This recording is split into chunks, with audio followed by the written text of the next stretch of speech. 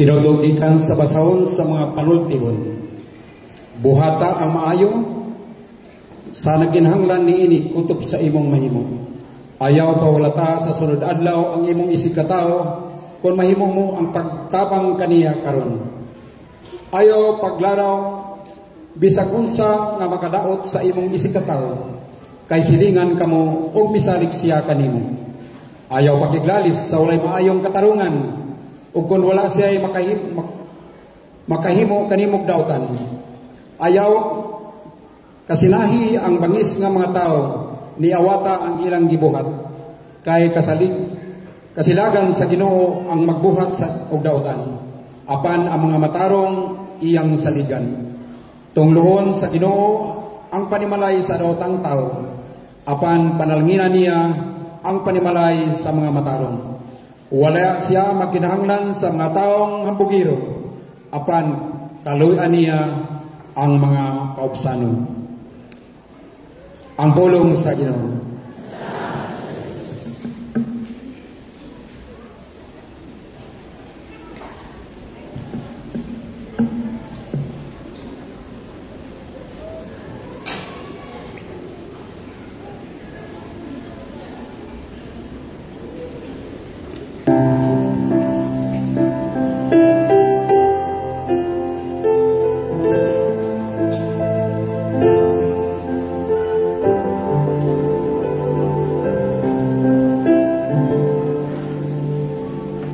Maghimo sa katarungan, magpuyo sa balang bukid sa Ginoo. Maghimo sa katarungan, magpuyo sa balang bukid sa Ginoo. Siya nga naglakaw nga walay sala, o nagabuhat sa matarong, nga nagunaw na sa kamuturan niya sa iyang kasing-kasing, wala magsumiklibag sa iyang dila. Maghimo sa katarungan, magpuyo sa balang bukid sa Ginoo. Siya nga wala magtagman sa iyang isikataw, ni magpasangil bato sa iyang silingan. Pinagi kaniya sa daan gitamay, samtang nagapasidumog siya kanila nga madlukon sa Ginoo. Maghimo sa katarungan, magpuyo sa balang bukid sa Ginoo. Siya nga wala magpatanto o kilapihan sa iyang sabi,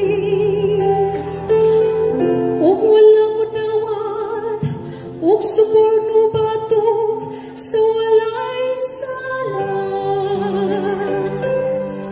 Siya nga magabuhat nining mga butanga, dili kayod masamo.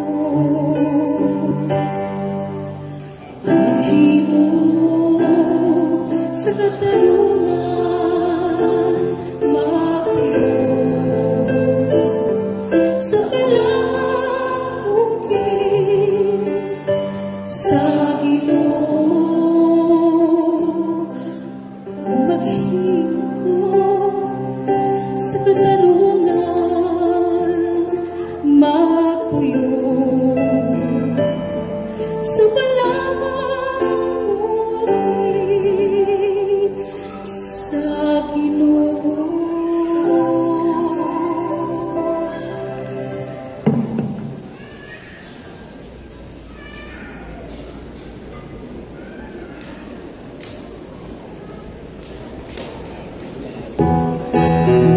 Palihong manimpo.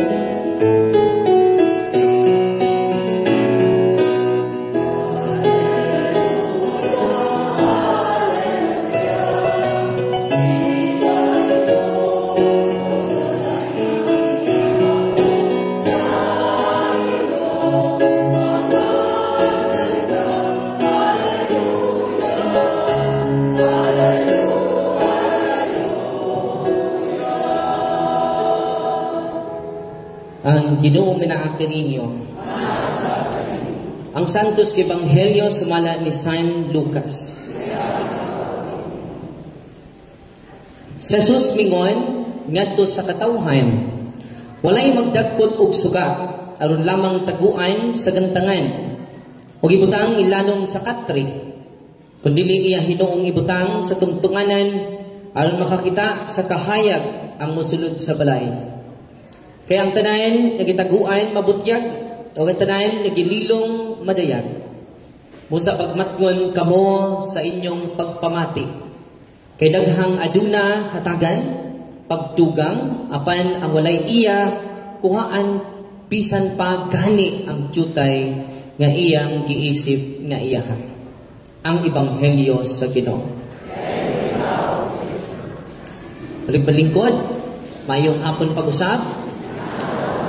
Nindot kay itong Santos Ebanghelyo karon, unang punto sa Ebanghelyo karon, kinahanglan atong ipaambit ang atong kahayag. Ayaw ninyo itihik ang inyong kahayag. Labi na karon ang inyong na katunan. Ipaambit kayo na, sama na siya sa suga. Hindi pwede ngayon mo lang taguan si mong kasing-kasing. Daghan mo masuko sa tuwa, pero alam po mo pangaway. Ipaambit. Don't impose the teachings of the church. Just propose the teachings of the church. Ayaw ipamugos. Itudlo lang kamaturan. Pamantamang manghatag og bugas o manghatag og sardinas. Pero lang Jod, madali na to sila. Ang gusto ni Pope Francis, ipadanag lang ang kahayag ni Kristo. Nga atong nadawat mo nang magdapit o kandila, symbol of Jesus, the light of the world, mo nang during baptism natay kandila. Kaya sugod karon ikaw na ang kahayag sa kalibutan. Amen? Sa nila nag-inusara ra ka. Nag-inusara nga kandila. Bisan pag ngit-ngit imong palibot, pero doon ay usa ka kandila sa kwarto, ang tibong kwarto mapuno sa kahayag. Amen? Negative mong palibot, be positive.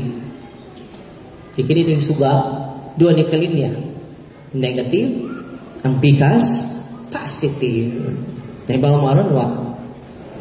Kaya kung mo sa kalinya, negative, ang pikas linya, negative, there is no light. Negative man ang kalibutan, negative atong palibot, be the light of the world. Amen? Unang karon, ang kahayag nato, ang pagtulunan Diyos Ginoo. Unang kabantay mo, ang among i-share ninyo, dili among kaugalingon, kundi ang kasinatian sa simbahan. Ang pagtulunan sa Ginoo. Mukot may Biblia, mukot may mga expert sa simbahan, labi na spiritual phenomena, kasama ni Kristo. Ningon si Kristo sa laing Ebanghelyo, ang ako gisulti ninyo, dili ako. Pwede nang ta siya mayog ako, kay Diyos man siya. Pero dili hambog ang Ginoo. No? O sa na, ang among ipaambit ninyo, dili jud amo, kay wa pa jud may amo. Ang amo ra jud, kini ra jud pagkaway klaro ni Father Darwin. O ra jud na, magkamakasasa. O ra jud ni ako. Jadi pud ang ipaghambog kay sa man. Dining atong pagkamakasasa. So wa tay angay ikapanghambog. Una nga, nining ito Ebanghelyo karon walay magdagkot og suga aron lamang taguan sa gantangan. Karon nadagkutan na kamo. Ug kabantay mo, sa pagkunsad sa Espiritu Santo, dunay dila sa kalayo, itugdong sa ilang mga ulo. Oto, ang mga suga, no? Enlightenment from the truth. Isa'y mo enlighten na ito, ang kamaturan. Unang, sa atong misa, basa dito sa Biblia. Basa dito sa mga pulong sa Ginoo. Kaya pulong sa Ginoo, kamatuuran man. I hope, yung atong i-share, iliguli na ito, dili na pulong sa tao, kundi pulong na ni Kristo. Mga pagtulunan ni Kristo, kagibilin niya sa ato simbahan. Muna maghatag og kahayag. One of the best na itong pangutana, kanang imong opinion, mauban na huna-huna ni Kristo. Kanang imong mga plano, muna, discernment. Kaya kung ang akong plano may mo prevail, sa plano sa Ginoo, contrary sa plano sa Ginoo, nangit-ngit yun na. Bisan pag-unsay kaayuhan na ako mga plano, nindot na akong initiative, pwede ka tagakos demonyo, anak. Kasi buhato na to, discernment. Diingikan ang inspiration na to. Diingikan ng kahayag. Kaya ang yawa po, kahayag, graba, Lucifer. Una magbantay sa ta, bisan na itong mga maayong buhat, pwede po sakyan sa kaaway. Unang, keep on discerning. Kaya naman ka ng discerning moment na to, may pinaka-importante. Di kahimutan bakos Ginoo karon sa akong ipanghimo, sa akong mga plano. Konsulta ang Ginoo. Nganuan, siya ang kahayag. Niya mo reflect rin ang kahayag diha sa tagsa-tagsa nato na kinabuhi. Una nga, I hope, ang atong kahayag, gikan ni Lucifer. Yung kahayag na putos Lucifer. Kinahanglan ng kahayag na to, gikan ni Kristo. Nya mga tao ron, makakita na to, makakita kang Kristo. Makakita kang Kristiyano dyan siya. Sa kadadoro mo simba. Sa kuhay misa mo simba dyan eh. Isa may makita, inikakita sa mga tao na to, si Kristo o Jaform? Siya Jaform pa din, Jawag Purma. Bantay mo kay kining suga, pwede po na si Lucifer. Pwede po ang Ginoo. Kaya enlightenment mo, ng plano ni mo. Muna, kung sa'y buhato na to, tanan na tong plano, tanan na tong mga buhat na maayo, kinahanglan, i-offer na to sa Ginoo. Tibasi mo niya, sa pagbuhat ni mo kaayo, ikaw ang nag-glorify. Glory to me. Glory to me. Glory to me. Huwag ito na mag-amput, glory to the Father, to the Son, and to the Holy Spirit. Tanan na itong achievements, dili na ato. Di ka na sa kahimayaan sa Ginoo. Tungod yan na, tananin mong kaayo, tananin mong binuhatan, dili na ako. Muna, basta di mo ang kunon, ikaw ang kahayag sa kalibutan. Ang mga exorcist, dyan ay mahimo. Without Jesus. Sinimi, nickel, potestes, facere. Hindi natin na ha? Sinimi, nickel, potestes, facere. Dili na irong itom laming isumsum. No? Say, translation na for that. Laming itom, irong itom, laming isumsum. Or tambal man naghubag-hubag pa der, kay Latin na ba na? Say meaning na, you can do nothing without me. Totoo? You can do nothing without me. But with me, you can do something. You can do great things. You can do impossible things. Amen? With Jesus. Kung di mong mga sakit karon, kung mong i-offer sa Ginoo, there is life. Lord, abin ninyo, kung ako pangutanon, before ko kwaos Ginoo, ganahan ko, ang ipangayon sa Ginoo, masakit ko. Before ko mamatay. Kaya kanang inyong sakit, blessing in disguise. Uy, salamat Lord na cancer ko rin Lord. No? Kaya tukul ko rin mo ba? Papa ko makanser, asa ko karon? A blessing in disguise na sakit. Ako pangutanon ko rin nyo, before ko kwaon niya, kaya kong sakit Lord. Yang sakit na karon, praise the Lord! Yawa ka pariya ka. Praise the Lord karon. Ihatag din ako di mo, Lord. Una nga, I hope, bisag negative ang imong pamati karon, you offer it to God. Pay with Jesus. Without Jesus is suffering. Pain with Jesus is sacrifice. Amen? Unang i-offer tanan sa Ginoo. Ayuhon ka nagdili karon. Praise the Lord. Your will be done. Ipinagi na you become the light of the world. Amen? Sino kag-ampo? Ako nang i-ampo ng parian na. No? Nagkan ako i-ampo. Akong family members, kay naanak ko sa kwarto. Dan ako'y taas sa pag-ampo, pagpamalandong sa pulong sa Ginoo. Don't waste your pain. Don't waste your suffering. Offer it to God. And you will become the light of the world. Ikaduhang punto sa Ebanghelyo, kaya ang tanan nagitaguan mabutyag. Ang tanan nagililong madayag. Ba't pasabot? Why matago sa Ginoo? Imo pa nang gubuon ng CCTV. Bisan pag-upunan ni mong CCTV kay nangawat ka. Why? Gitaguan mabutyag. Bisan pagsigag limod, wa lagi ko mangabit, darling, wa lagi ko mangabit. Bisan tinuod yung nangabit. Allah, limod, taman sa luod. Sige Ginoo.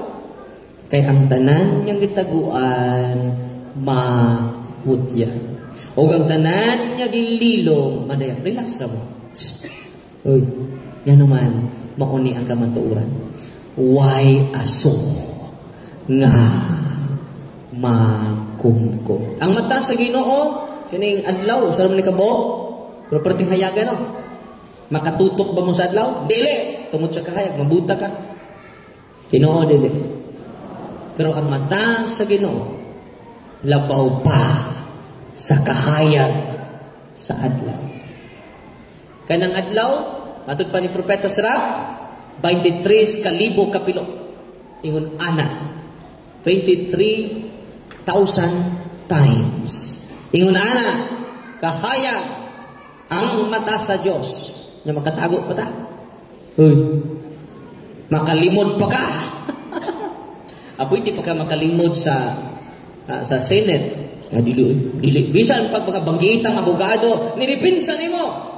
Pero sa mata sa Ginoo, bisa kita nga nagtuos Ginoo, bisan pag wata kadawat og hustisya karon, makaguon. Yan no?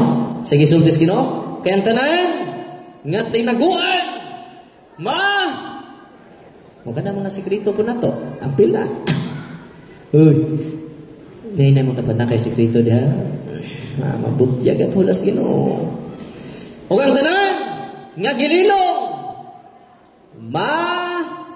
dayan. Kasi bato na to, ang kuno na nyo na to. When go to the sacrament of confession. Abi ninyo, ang tanan ninyong sekreto, basta inyong ikumpisal, dili na mahinumduman sa Ginoo. One time, si Saint Mary Margaret, siya may ipakitaan sa Sacred Heart of Jesus. Authentic niya nga vision na may mga fake visionary. Ito itong i-highlight kanina mga fake visionary ito.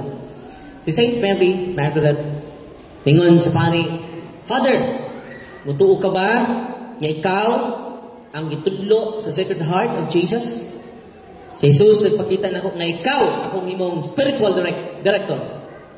Ningon po ang pare kay criticize niyo ng pare. Di dali ko tuo. Ningon ng pare, isugo kang Jesus? Sure. Ningon ng pare, kung tinuod si Jesus nang pakita nimo, bago raman ko ni kumpisal atong usang adlaw, na ang Ginoo. Unsang salaa ang akong gikumpisal niya. Kung tinuod niya sa Ginoo, naibaw na sa kungsa.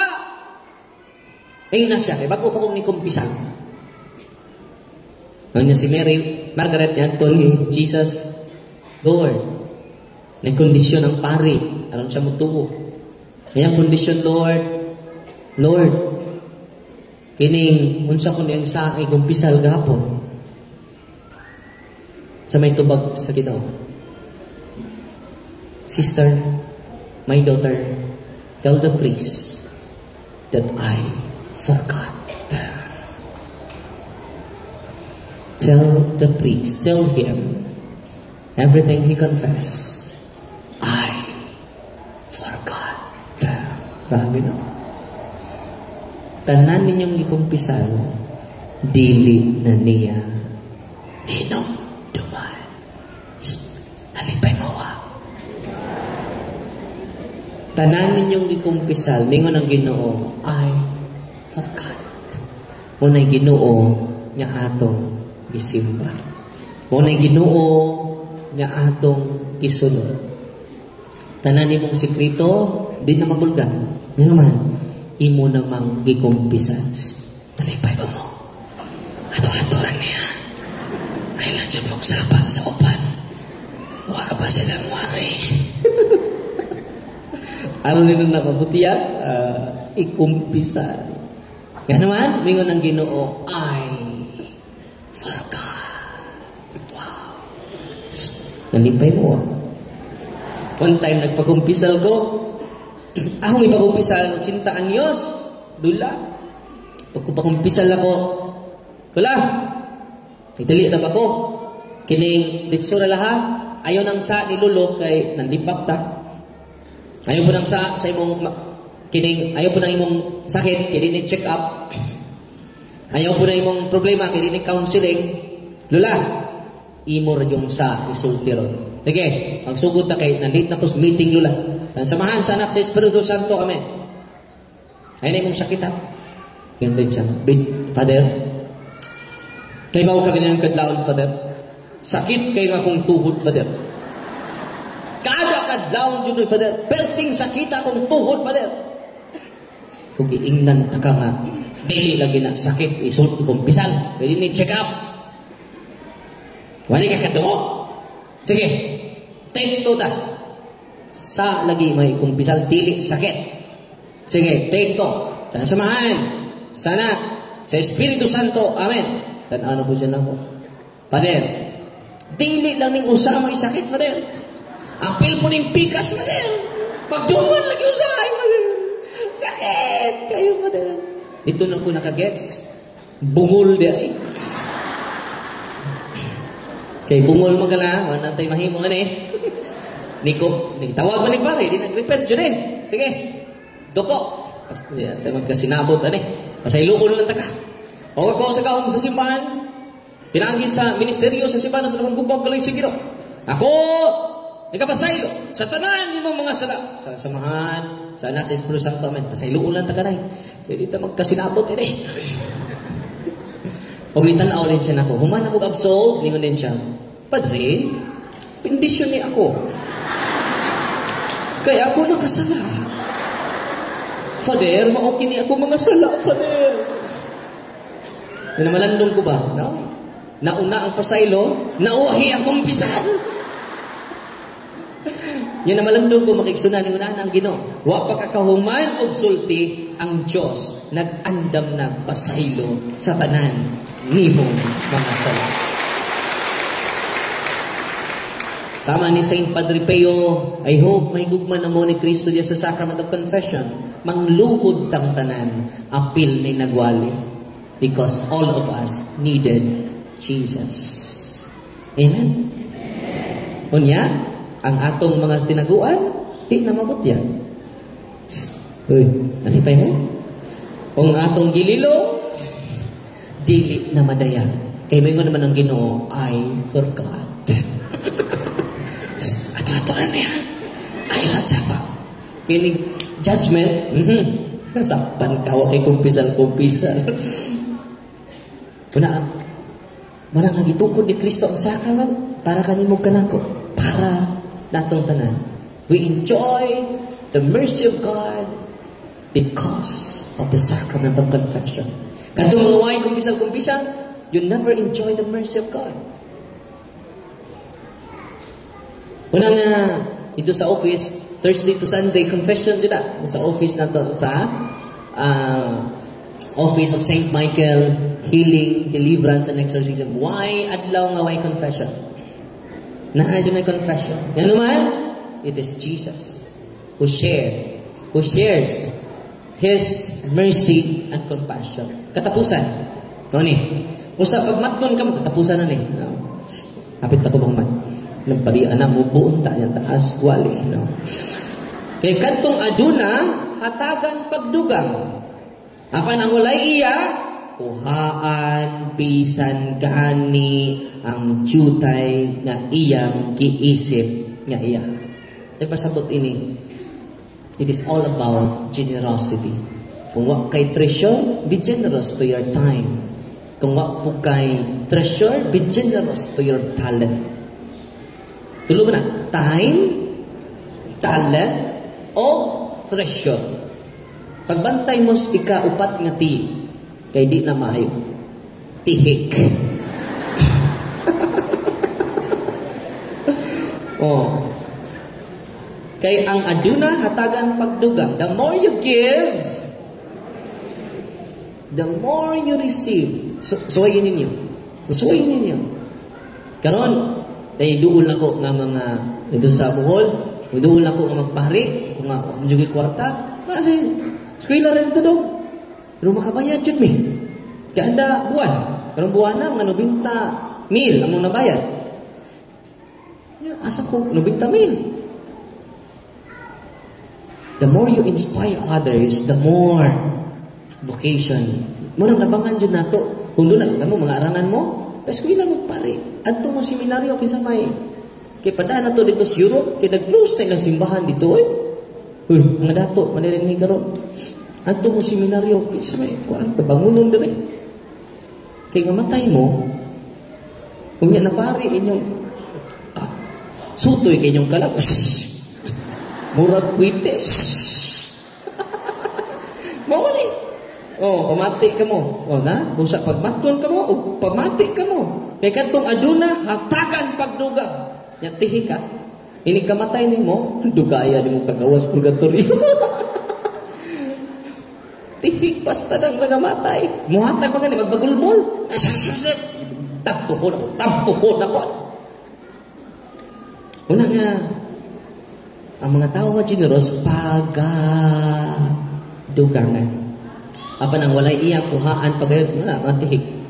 Kuhaan pagayon ang unsay giisip nga iya. Di man kwarta ra imong ihatag. Time. Kay kitang tanan dato because of time. Kibaw mo pinaka-precious na to, dili man ang treasure nimo. Ang pinaka-precious, valuable, priceless na posisyon na to is our time. Karon alas 5:40, mo balik ba na? Ang time na may di mo balik. Alas 5:40. Samtaron September 23. Yang mabalik pa rin na 2024. Sunod adlaw 2025 na wala. Unang use your time wisely. Masig nahurot na sa Facebook, nahurot na sa bisyo na to ng use our time wisely. Karon inyo yung gigamit niyo panahon wisely. Yan naman ang minaw mo sa kamatuuran. Huwag ang kamatuuran ray maghatag nato kagawasan. Kung nakangyo ko ninyo kanang inyong mga habak, isurrender ninyo. Yatera isurrender na ako, Father. Nabaligya ang kabaw ani. Tibuok halin sa kapaw ang ipaligya o kapaw aron ng jukong makahabak. Nandito po magdipulog, ningon po, Father, isurrender na ako akong habak. Usara din ako masurrender, Father. Usama, ang akong hubak. So, wala'y apil. Wala'y apil ang hubak ni mo. No? Una, balik ko na ko, i-summarize na ito ang gospel karon. Be the light of the world. Ikaduha, aron ang natong mga sekreto na I forgot na, make a good confession. Ikatulo, be generous of your time. Be generous to your treasure. Be generous to your talent. By doing it, we glorify the Lord who is the source of our generosity. Amen? Palihog pa nindo. Pukawan ninyo ang natuo. Ando karon ang puo ng pag-ampo sa katawhan. Mag-ampo kita ngadto sa Dios. Alang kang kinsa walay malilom o walay matago. Sa matag pangamuyo kita mingon, patalinghugi kami Ginoo.